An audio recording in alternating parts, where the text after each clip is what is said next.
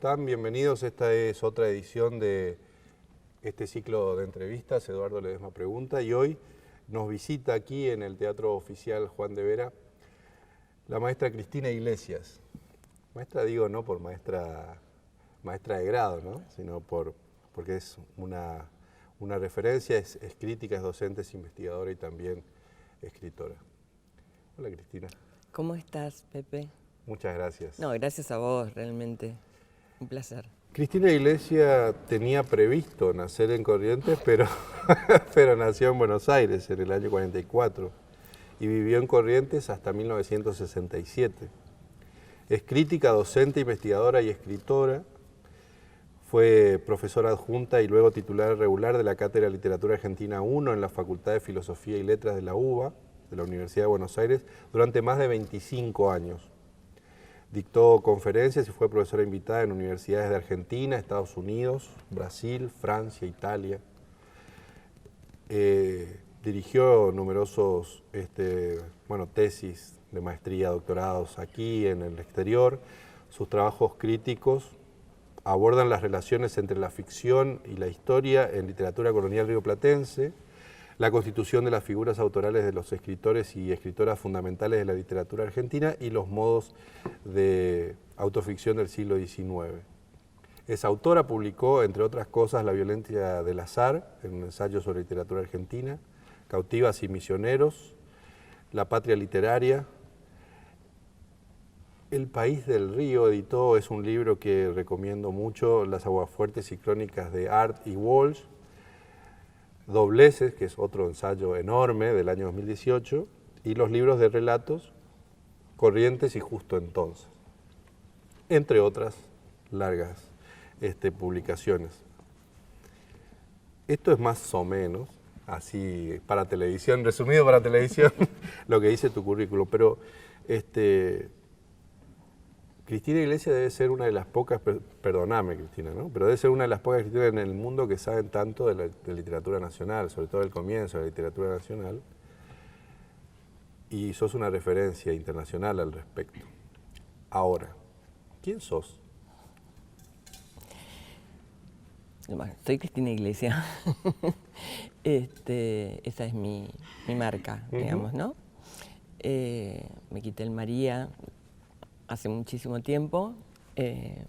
Había demasiada María, Cristina Iglesias, demasiada catolicidad en mi nombre.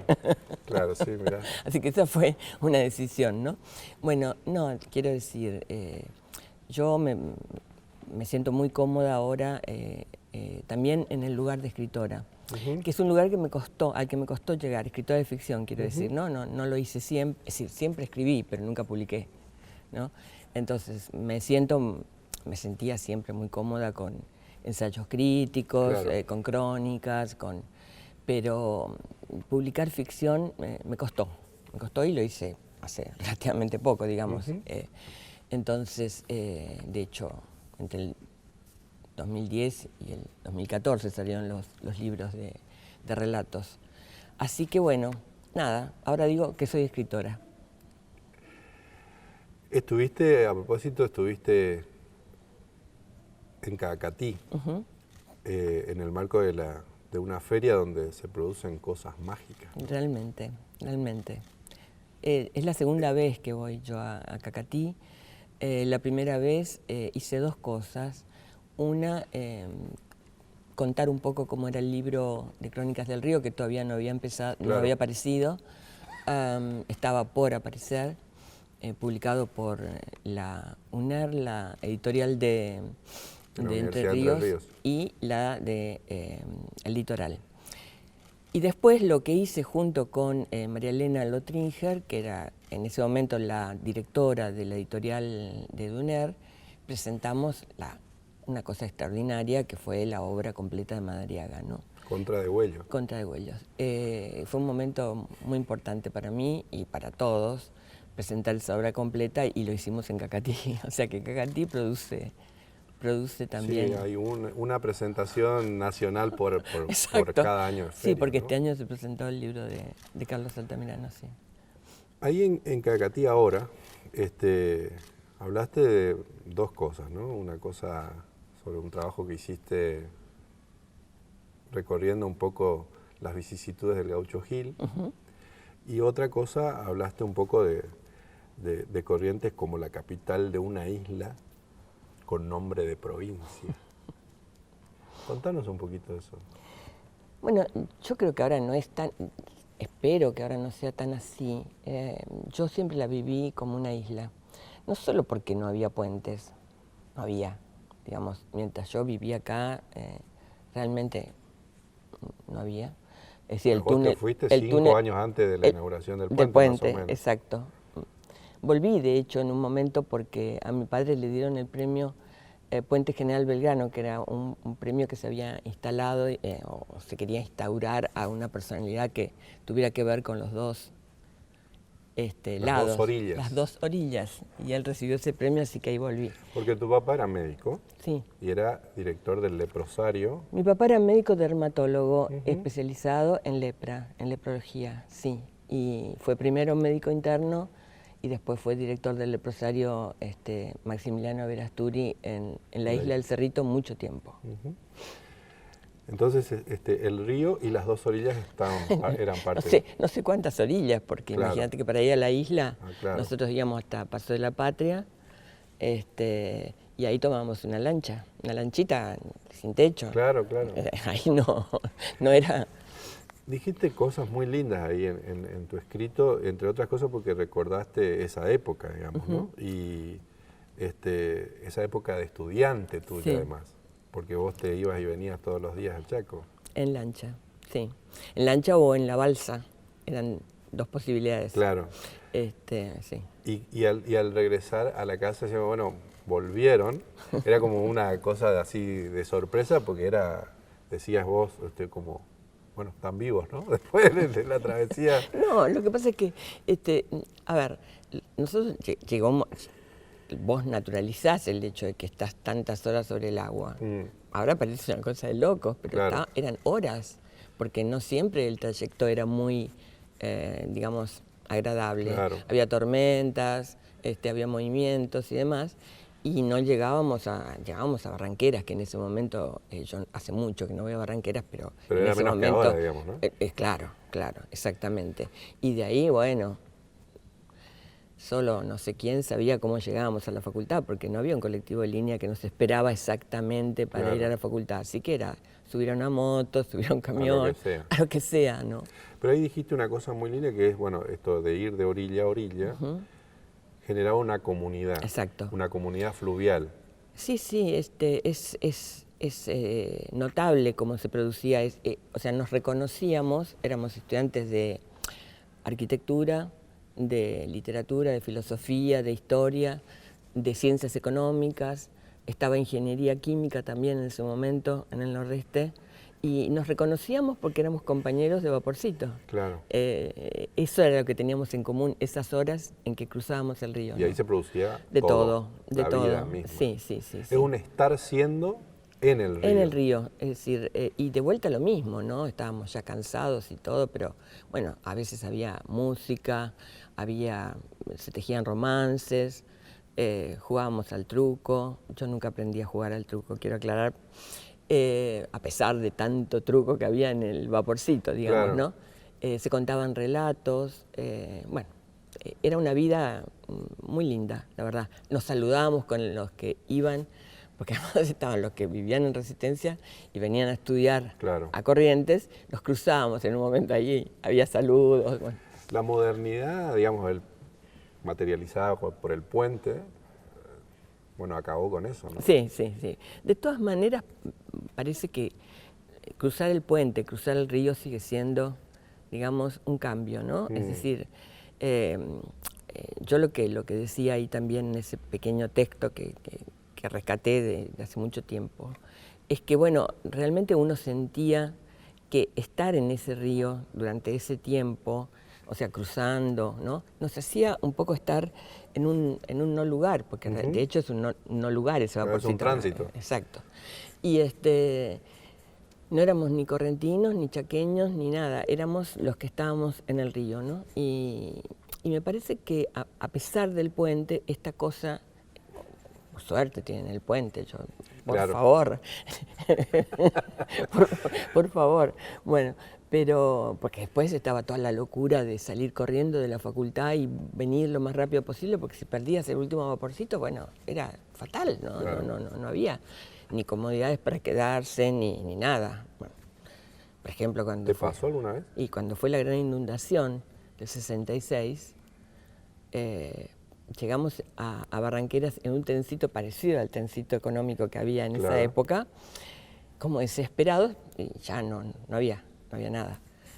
Así que nos quedamos en casa de una pobre gente que estaba protegiéndose de la inundación, y con escasos víveres que compartieron con nosotros, porque nos quedamos toda la noche, ¿no? Qué bárbaro. A propósito del río y del libro que hablábamos recién de Duner y de la Universidad Litoral, El País del Río se llama, Sí. Decís en alguna parte, porque vos hiciste la edición, hiciste una introducción a ese texto que, insisto, es muy recomendable, incluso como objeto, digamos, el objeto es muy lindo. Muy lindo el libro, sí. Que tanto a Roberto Art como a Rodolfo Walsh, el río no pudo dejarlos indemnes. ¿Y vos? No, a mí tampoco. A mí tampoco. Vos imaginate que yo viví todo el tiempo que viví en Corrientes en la esquina del río. Claro. O sea, primero hasta los 10 años por Plácido Martínez, en la casa que era de mi abuelo, frente iglesia, al río. Frente al río. Y después exactamente a la vuelta en Rioja, ¿no? O sea...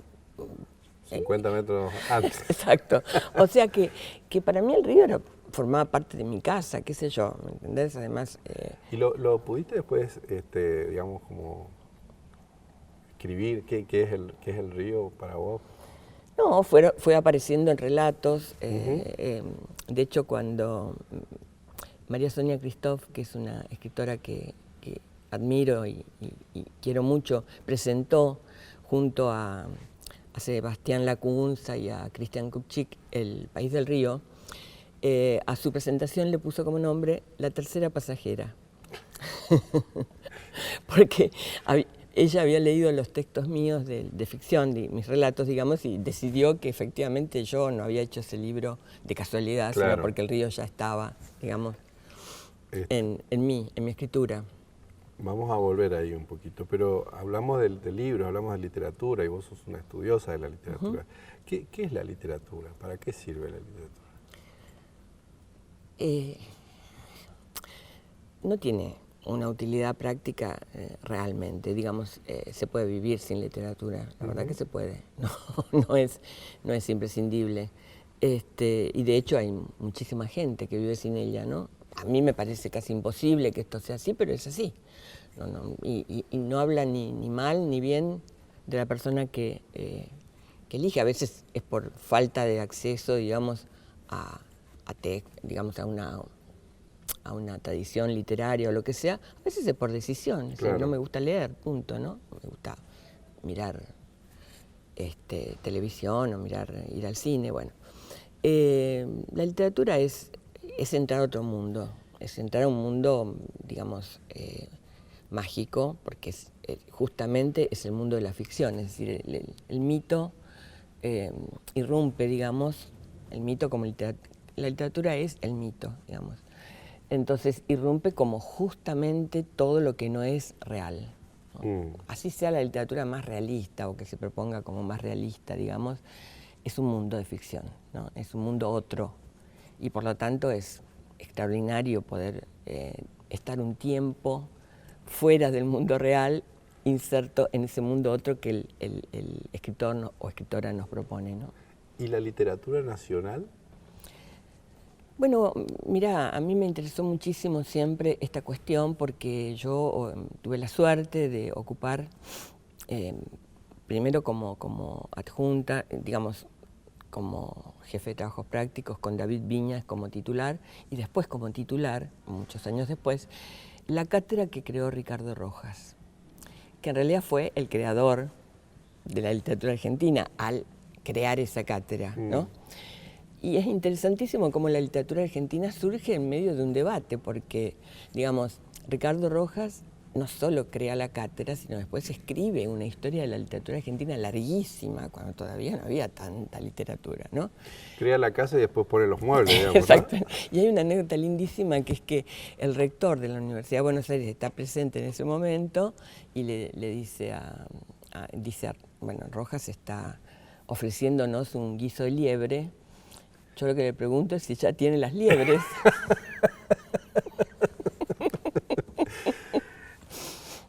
¿Y tenía liebres? Él aseguró, él no dudaba, él dijo, sí, las tengo, pues quédese tranquilo que están, ¿no? Y sí, el siglo XIX está poblado de muy buena literatura realmente. Lo que pasa es que ahí había también un problema. Esta cátedra, que era una cátedra central, digamos, justamente porque la había creado Rojas, yo miré todos los programas, desde Rojas en adelante, y salvo Rojas, que sí incluía todo lo que podía, digamos, todas las liebres que podía, claro, para constituirla. Después, bueno, muchísimas cosas estaban fuera del canon. Mansilla nos enseñaba, nos había enseñado nunca. Bueno, vos sos fanática de sí, Mansilla. Pero quiero decir, Mansilla, las mujeres escritoras, claro, que Rojas las agrupaba, digamos, no se ocupaba demasiado, pero decía, hay mujeres escritoras, claro, ¿no? O sea, muy importante ese gesto, muy... Ahora, sí, antes de eso, ¿para qué hizo Rojas eso? ¿Para qué había que tener, digamos, una literatura nacional? Él estaba convencido, digamos, Rojas es un personaje muy digamos, notable, por muchas razones, ¿no? Ricardo Rojas. Él estaba convencido de que era imposible fundar un país o tener un país realmente autónomo sin una literatura nacional. En eso pensaba propia. Más o menos lo mismo que Gutiérrez. Exacto, sí, exactamente. Lo que pasa es que Gutiérrez hizo todo lo posible, digamos, por constituir esto, pero no llegó a armar... claro. No había una carrera, no había una facultad de filosofía y letras, de hecho, no. Perdón, los escritores eran o abogados, claro, o médicos, que a su vez escribían, y escribían mucho y bien, pero no... Ahí va la próxima pregunta, ¿no? ¿Quiénes son los autores de la patria? ¿Es posible tener esa categorización? Vos hacés un subtítulo por ahí en dobleces. ¿Quiénes eran esos autores de la patria y qué les daba en todo caso esa característica, esa categoría? Mira, por supuesto la gauchesca es, digamos, el gran invento, digamos, de la literatura nacional, eso no hay ninguna duda. Pero antes del Martín Fierro está, digamos, está Escazú, que para mí es, un escritor fuera de serie, ¿no? Fuera de serie. Creo que a mí me gusta más, debo decir, Escazú que Hernández, ¿no? Sin ninguna duda. Y antes de Escazú está Hidalgo, que compone todos los cielitos patrióticos de la Revolución. Entonces, la gauchesca es realmente un género, ¿no? propio, no hay nada igual en otros países de América Latina y que efectivamente constituye la literatura nacional. Y después está Sarmiento. Una vez que Sarmiento irrumpe como escritor, bueno... Rompe todo. Sí, realmente no hay nada igual, sinceramente, a Facundo o Recuerdos de Provincia o Los Viajes. Tomemos cualquiera de los libros de Sarmiento de su etapa de producción literaria más fuerte y no vamos a encontrar nada igual en América Latina en el mismo periodo, claro, digamos, ¿no? En mitad de siglo. ¿Cuáles serían para vos porque vamos a entrar a un nudo de tu producción, que es las grandes leyendas del origen, digamos, de la literatura argentina? ¿Qué pondrías ahí dentro de esa bolsa?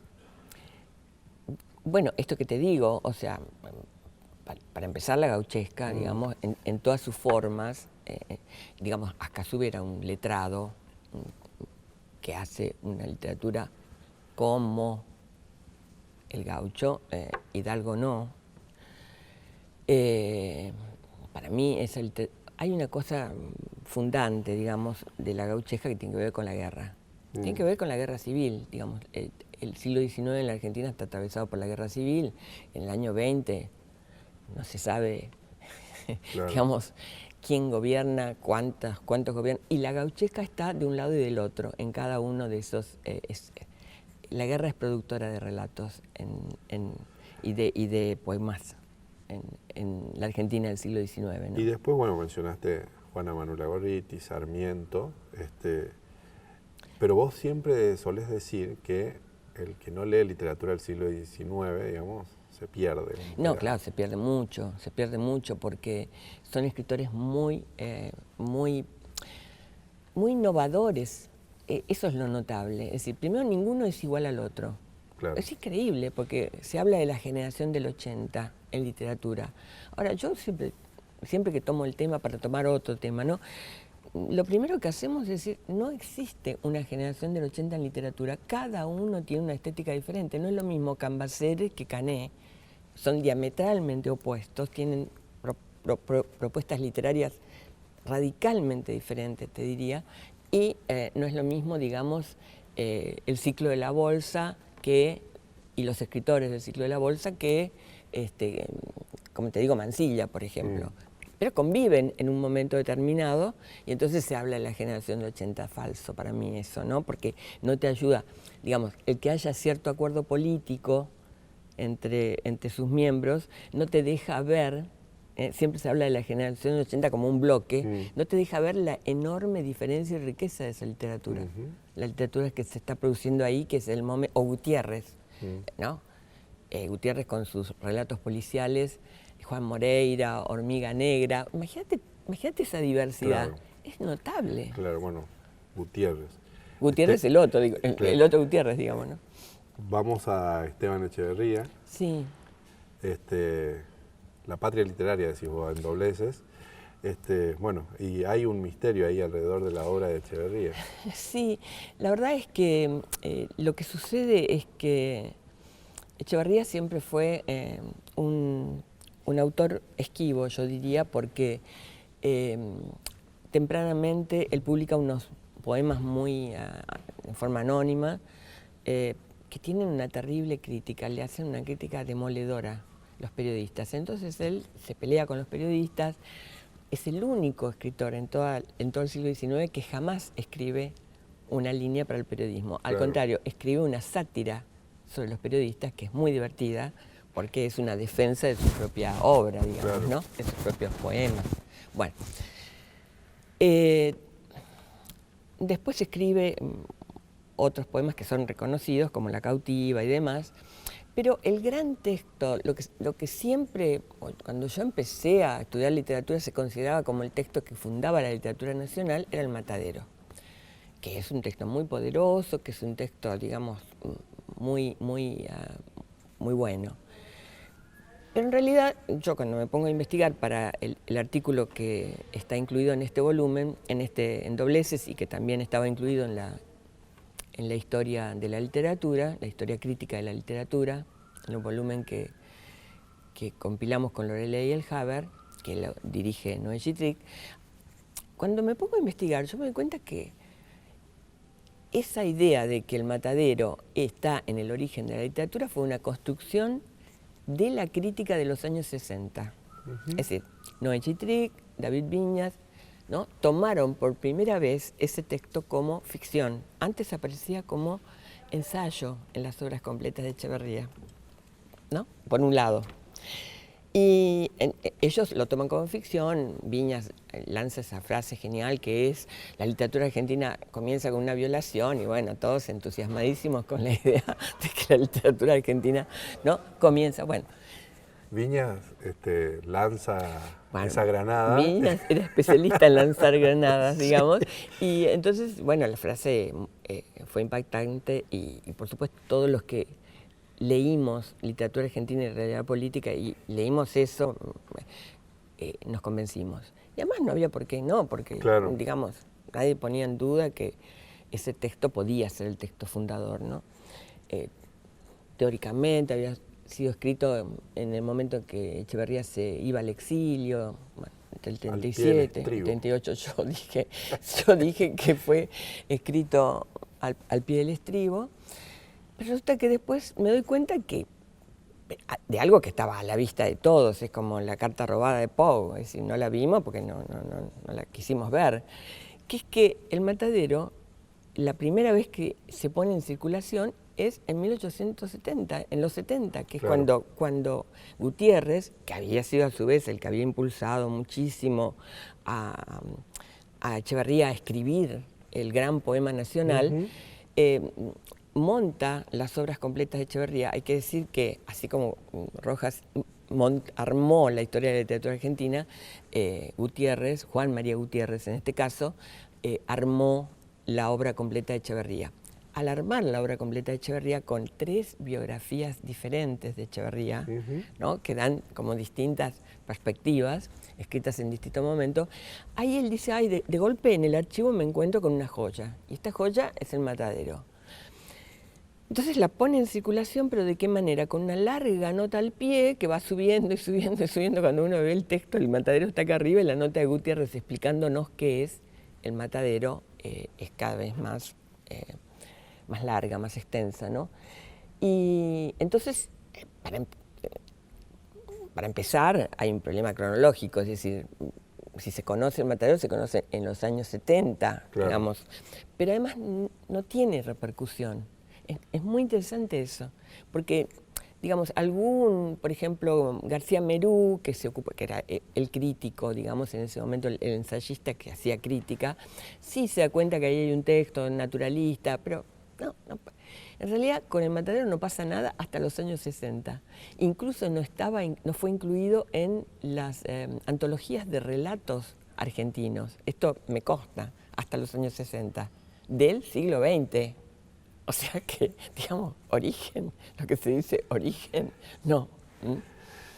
Vos, Eso no quiere decir que El Matadero no sea un texto extraordinario o lindísimo. Yo misma tengo trabajos en El Matadero. Te hago una pregunta fatal. Sí, para eso estás, seguramente.